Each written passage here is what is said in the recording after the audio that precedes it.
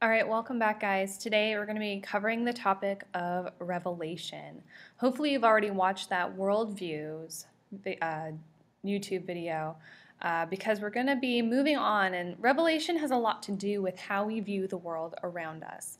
And just as a little reminder, Revelation isn't about the book of the Bible, that last book. It has a kind of connection, but for right now, we're talking about the term Revelation. Remember, Unit 2 is asking us the question, who is God? And one of the questions we need to be asking ourselves as we're tackling that question is, how do I figure out who God is and his role in my life? So before we start to get to that, let's tackle the word revelation and what that actually means. Revelation is from a Greek word called apocalypsis. Now, it sounds kind of familiar, I'm sure. We actually get the word apocalypse from that same word, where apo means the removal of, and calypsis means the veil. So when we talk about revelation, it's kind of referencing how we're lifting away something that's in front of us so that we can see the full picture. When I think of this, I think of that scene from The Wizard of Oz where the great wizard is hiding behind that curtain and Toto pulls it away, revealing the truth behind it. Do not arouse the wrath of the great and powerful Oz. I said come back tomorrow. If you are really great and powerful, you keep your promises. Do you presume to criticize the great Oz? You ungrateful creatures think yourselves lucky that I'm giving you audience tomorrow instead of 20 years from now. Oh, the great Oz has spoken. Oh, pay no attention to that man behind the curtain. So, revelation is God's revealing of himself to us in our world. So, according to the church, we know that God is always revealing himself to us. He's always kind of popping into our lives, showing us his presence. But why is he doing that? That's the big question. Well, God is doing that for one big goal. He wants us to be in a relationship with him. He wants us to have this loving, nurturing relationship that we can share with him. So it's kind of like God's inviting you to a party. He keeps popping in, inviting you. And it's up for you to RSVP or to respond to his invitation. So let's see, how is God revealing himself?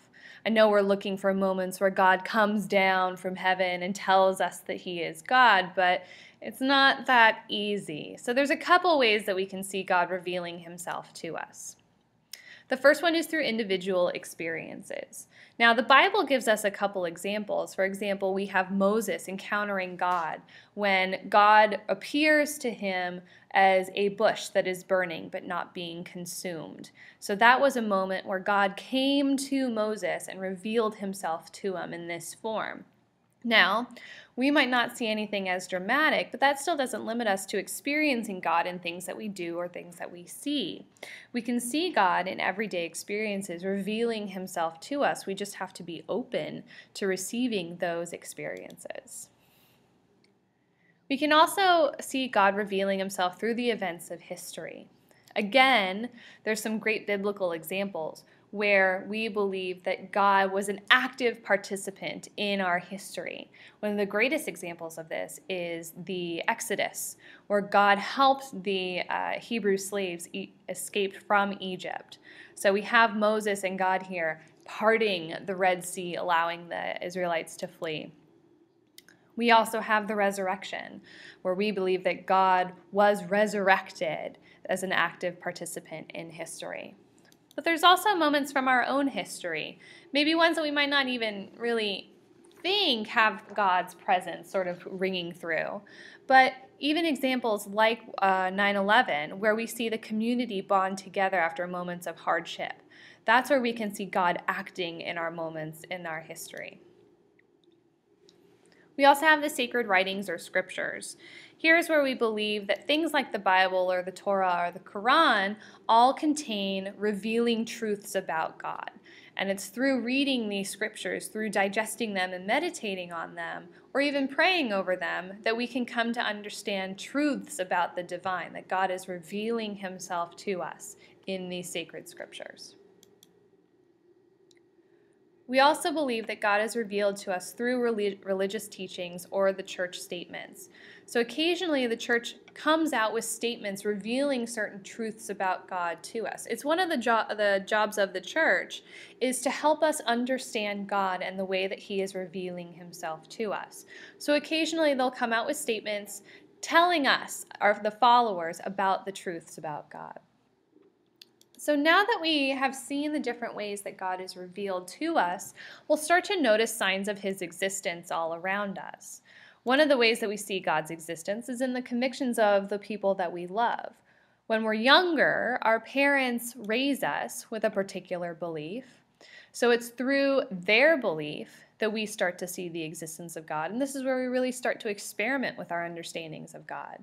But as we get older, it's going to be our job to start fine-tuning these beliefs by asking questions, by getting more information, by looking outward, finding different examples. This is why God might no longer be that old man sitting in the sky like you were used to as a child. He might be something different. So we're using human reasoning to try to understand who God is. And our ability to reason, our gift as human beings to think and to question and to want to know more, is another sign of God's existence. This is a unique gift given to us by God, and it allows us to look at the world around us and see other signs of God's existence. We're going to be doing another video later this semester where we discover Thomas Aquinas. And Thomas Aquinas used human reasoning to look at the world around him and prove the existence of God. We can see signs of God's existence in the natural world around us. This is one of the most common ways that people experience God is through things of beauty. So lots of sunsets, lots of beaches, lots of trees and forests. But there's something to be said about having a religious experience, seeing the world around you, its beauty, its complexity, and really feeling as though that's evidence of God, where you can look at something as small as an ant or a part of the human circulatory system, or you can look at something as vast as the ocean or a large forest and really see that God must have had a hand in creating these things. We can also look at the evidence of belief throughout human history. This is really interesting.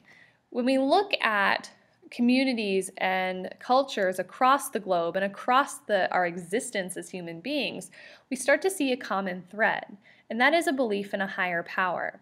From the beginning of humanity, every culture seems to embody some type of belief or a system of believing, a religion you could call it. So whether we're talking about cavemen painting their idea of how they receive rain or food or animals, we even see in the Egyptian religion where they have many gods, each god sort of fulfilling a different purpose. Regardless of what culture or what time period, every culture has some type of faith. It seems to be part of our human nature. It seems to be part of us as human beings, is this idea in something greater than ourselves. And lastly, we can see signs of God's existence in the experience of being loved. So by experiencing love, we can begin to understand the love that God has for us. So whether it be the love of a parent for a child, or the love that a child has for a parent, or the love that a couple can have over time, anything that we experience as far as love goes, any type of love that we have is superseded by God. God's love really kind of blows everything else out of the water. So by understanding what it feels like to be loved, we can then understand the love that God has for us. So, now that we know about Revelation, God's constant revealing of himself to us in our lives, our worldview has been forever changed. We're now free to look about the world a little differently and start to be more open to God's presence in our lives, more open to the moments where we believe he is revealing himself to us. Here's the challenge, is to now go out and be open to God's revealing of himself. Be open to those experiences where the divine is peeking into your life.